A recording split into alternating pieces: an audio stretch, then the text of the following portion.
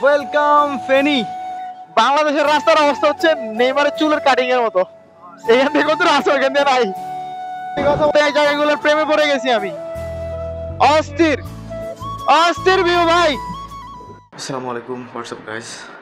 এখন বাজে হচ্ছে ভোর 5:20 মতো। যাব হচ্ছে ফেনীতে। সো একটু সকাল সকাল বেরোচ্ছি যেন যে জায়গাগুলোতে যাব সুন্দরভাবে কভার করতে পারি। সাথে হচ্ছে রিদন ভাই আছে, জুবাই ভাই আছে। সো আপাতত বাসা থেকে বের হই, এরপরে ওনাদের সাথে মিট করি। তো বের হয়ে পড়লাম। প্রথমে জুবাইয়ের ভাইয়ের কাছে যাব, দেন ওখানে ফজরের নামাজটা পড়ে এরপর এখান থেকে রওনা হয়ে যাব। সো যাওয়া যাক জুবাইয়ের ভাইয়ের কাছে। তো ফাইনালি চলে আসলাম জুবাইর ভাইয়ের কাছে। আসসালামু আলাইকুম ভাই। ওয়ালাইকুম সালাম। আচ্ছা, তো আমাদের ফজরের নামাজ পড়া শেষ। আমরা এখন এখান থেকে চলে যাব হচ্ছে গিয়ে রেদন ভাইয়ের কাছে। সো যাওয়া যাক। ফাইনালি চলে আসলাম রেদন ভাইয়ের কাছে। আসসালামু আলাইকুম ভাইয়া। ওয়ালাইকুম সালাম। আরো জোরে সালাম দেন না। সালাম। ওয়ালাইকুম সালাম।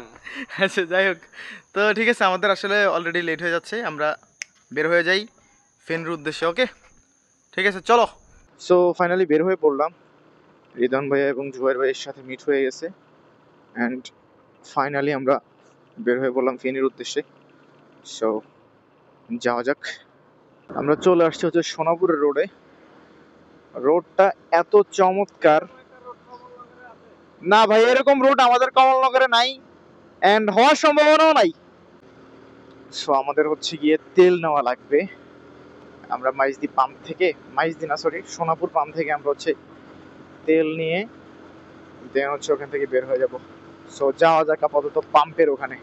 সো আমরা চলে আসলাম হচ্ছে সোনাপুর পাম্পের সামনে। সো আমাদের তেল নেওয়া শেষ, আমরা আবার রওনা হয়ে যাই। সো যাওয়া যাক। ভাই মারাত্মক রোড, মারাত্মক অস্থির রোড নতুন করতেছে না? এই ধরনের রোড আমাদের লক্ষ্মীপুরে কমলনগরে কবে হবে ভাই? ভাই সাহেব কি রোড! ওই অল্প কদ্দুর করছে, এখানে আবার শেষ। ভাই রে ভাই, বাংলাদেশের এসব তাল বাহানা কবে শেষ হবে? করছোস ঠিক আছে, পুরোটা করে ফেল। এখানে অটুক, ওখানে অটুক, ওই যে নেইমারের চুলের কাটিং এর মতো ভাই। বাংলাদেশের রাস্তার অবস্থা হচ্ছে নেইমারের চুলের কাটিং এর মতো। এখান থেকে কত রাস্তা, ওখান থেকে নাই। এই বাসটা আবার মোটামুটি সুন্দর করবে, আস্তে আস্তে করবে। ওই যে প্রস্তুতি চলতেছে, হ্যাঁ, আস্তে আস্তে করবে। এই এই কুকুর ভাই, এখান দিয়ে আবার রাস্তাটা করছে সুন্দর। মারাত্মক রোড, টানো, দেখি কত স্পিড উঠাতে পারি, আল্লাহ ভরসা। জোরে অবশ্য চালাই না, বাট রোড দেখে আসলে লোভ সামলাইতে পারলাম না, আল্লাহ ভরসা। 70 না, রোড আবার তো মোড়ের জন্য আসলে গতি উঠাইতে পারলাম না। এই এই কথা বলে এই জায়গাগুলোর প্রেমে পড়ে গেছি আমি। অস্থির অস্থির ভিউ ভাই, ওরা ভিউ। যাই হোক, জীবনে যত কষ্টই থাকি না কেন ঘুরতে বেরোইতে হবে, কারণ ডিপ্রেশনে থাকলে আসলে ডিপ্রেশন কাটানোর জন্য এর চাইতে ভালো ঔষধ আসলে আর নাই পৃথিবীতে। ও ভাই সাহেব,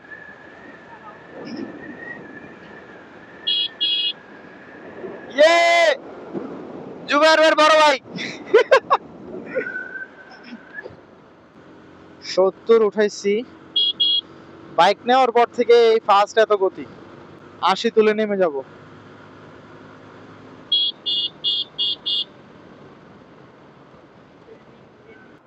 ভাই ভাল লাগছে, ভাল লাগছে। তবে রোডটা মানে পরিপূর্ণ হয় না, পরিপূর্ণ হয়ে গেলে টানতে আরো বেশি ভালো লাগতো। যাই হোক, টানাটানি বন্ধ করি, সাবধানে চলে যাই আগে। যাওয়া যাক। এই যে কয়েকটা জুবাইর ভাই ছোট ভাই, এই যে ঝগড়া করতেছে।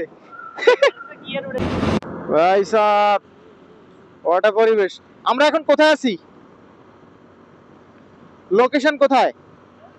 লোকেশন কোথায়? হ্যাঁ, আমরা এখন আছি হচ্ছে কোম্পানিগঞ্জের কাছাকাছি। সো আসলে সকালে যেহেতু কিছু খাওয়া হয় না, ক্ষুধাও লাগছে, নাস্তা করা প্রয়োজন। দেখি ছোটখাটো কোথাও সুন্দর পরিবেশের হোটেল দেখলে নেমে সেখানে খাওয়া দাওয়া করতে হবে, নাস্তা করতে হবে। তো দেখি কোথাও কোনো ছোটোখাটো হোটেল টোটেল পাওয়া যায় কিনা, পাইলে সেখানেই বসে নাস্তাটা সেরে নিব। So searching hotel. তো ফাইনালি হোটেল খুঁজতে খুঁজতে চলে আসলাম হচ্ছে কি ভাইয়া দাগন ভুঁইয়াতে। প্রচুর ক্ষুধা লাগছে, নাস্তা রাস্তা করতে হবে, টুকটাক নাস্তা রাস্তা করে। ভাইও অনুভূতি কি?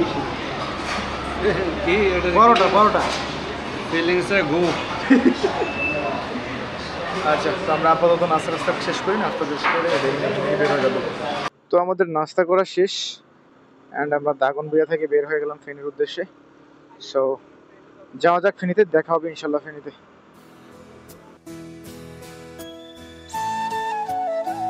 তাই রাস্তাগুলো এত সুন্দর, অকল্পনীয়।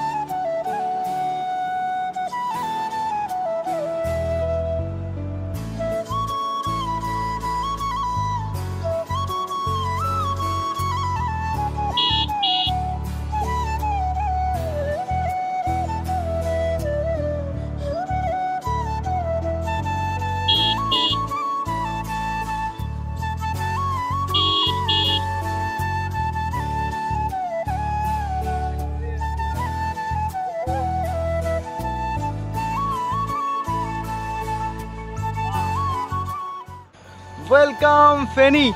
তো ফাইনালি আমরা চলে আসলাম ফেনীতে এবং ফেনীর সুন্দর সুন্দর দর্শনীয় স্থানগুলো ঘুরবো।